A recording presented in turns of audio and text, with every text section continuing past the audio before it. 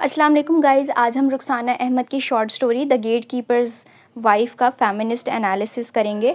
सो basically ये story है Annette की, जो कि ब्रिटिश वुमेन है और लाहौर में आके अपने पाकिस्तानी हस्बैंड सलीम के साथ रह रही है। और इस स्टोरी के थ्रू हमें रुखसाना अहमद जो वो जेंडर रोल्स, पैट्रियार्की और इमोशनल नेग्लिजेंस के बारे में बताती हैं। ये स्टोरी ये भी सिग्निफ़ाई करती है कि कैसे वो औरतें जो ट्रेडिशनल पाथ्स को फ़ॉलो नहीं करती, तो फिर उनको सोसाइटी कैसे ट्रीट करती है। तो सबसे पहला पॉइंट हमारे पास है Annette trapped in a man's world. अब इसकी लाइफ जो है वो इसके हस्बैंड के गिर्द रिवॉल्व कर रही है, सही है। क्योंकि इसका पाकिस्तान में और कोई है ही नहीं, ये फॉरेनर थी, अब ये पाकिस्तान में आके रह रही है, बट इसे काफ़ी साल हो गए हैं, तो अब ये फॉरेनर भी नहीं रही, लेकिन लोकल भी लोग इसे कंसीडर नहीं कर रहे, लोग इसे स्ट्रेंज समझ रहे हैं, एलियनेट कर रहे हैं। तो इसकी जो लाइफ है वो सिर्फ एक आदमी से ही रिलेटेड है। अब इसकी कोई औलाद भी नहीं है, लाइक चाइल्डलेसनेस है। तो उस वजह से क्या है कि इसको लोग बहुत ज़्यादा जज कर रहे हैं, उस इसको क्रिटिसाइज़ करते हैं, मॉक करते हैं कि भाई देखो शी बोर नो चिल्ड्रन और ये वो सब। तो फिर इसको सोसाइटी फुली एक्सेप्ट भी नहीं कर रही।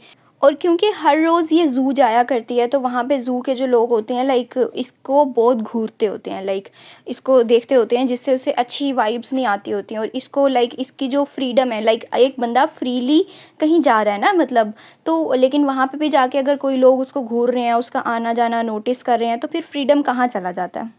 क्योंकि इन उन लोगों के लिए तो out of place means out of line, यानी आप बाउंड्री क्रॉस कर रहे हो, आप अपने घर से बाहर निकले हो, अब आप ज़ू आए हो, तो मतलब आपने बाउंड्री क्रॉस की है, आप जो हो वो नॉर्म्स के अगेंस्ट गए हो, तो इसी वजह से अब आप एक प्रॉब्लम बन गए हो। और इवन के जो ज़ू के लोग होते हैं वो इसको थोड़ा इंटरफेयरिंग भी समझते होते हैं, बिकॉज़ लास्ट जो ज़ू कीपर होता है, सॉरी ज़ू कीपर नहीं, जो ज़ू अटेंडेंट होता है, उसकी जॉब इसकी वजह से गई होती है।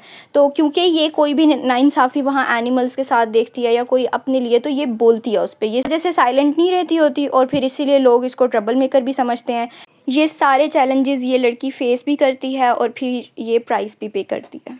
फिर ये एक दफ़ा ज़ू में एक ऐसा इंसिडेंट देखती है कि एक चीते के आगे रखा हुआ उसका मील किसी औरत ने चुरा लिया, तो वो बात इसके माइंड में बहुत स्टक हो जाती है। तो शी केम बैक होम और आके ना अपने हस्बैंड को वो स्टोरी बताती है।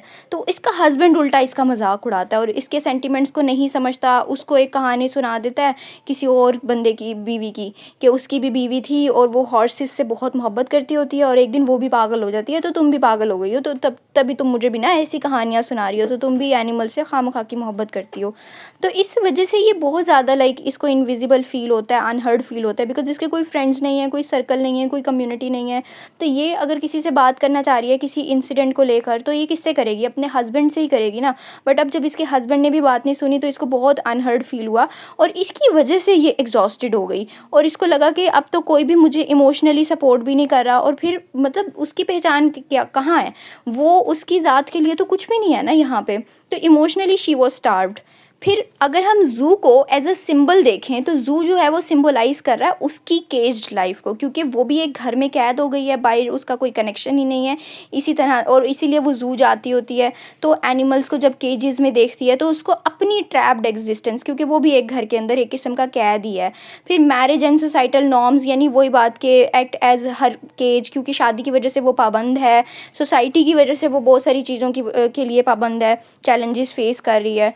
फिर जो वो गेट कीपर्स वाइफ थी, वो जो बंदी थी, वो अपने बच्चों को स्टारवेशन से बचाने के लिए एक एनिमल का फूड चोरी कर रही है, और मतलब जो भी अपनी स्टेटमेंट देती है, अपना रीज़न देती है, लॉजिक देती है, इसको वो समझ नहीं आता, बिकॉज़ ये उसकी प्लेस में अपने आप को रख के देख ही नहीं पा रही होती, तो वो चीज़ भी इसकी समझ से बाहर होती है।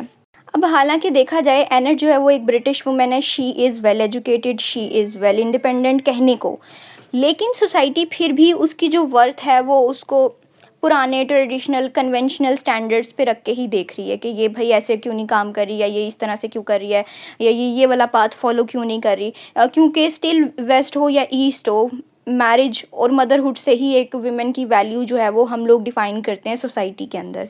तो फ़र्क नहीं पड़ता कि वो कहीं कहीं से भी हो। अभी ये पाकिस्तान की स्टोरी है, सेम स्टोरी आपको सेम नहीं मिलेगी, बट थोड़े से सिंबॉलिक डिफरेंसेस के साथ आपको इस तरह की कहानियाँ मिलियंस ऑफ वुमेन की मिल जाएंगी थ्रू आउट द वर्ल्ड।